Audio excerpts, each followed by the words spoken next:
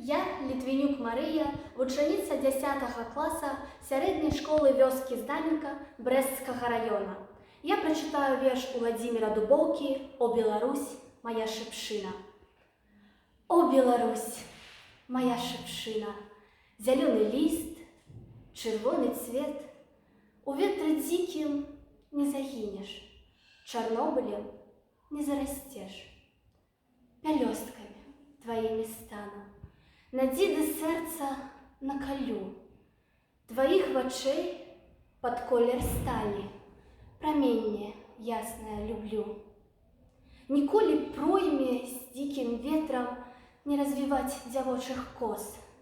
Імкнешся да камуны свету, каб радасць красавала скрозь. Варожасць шляху не зачыніць, у перашкодах дух расце. О Беларусь, моя шыпшына, зялёны ліст, чырвоны цвет.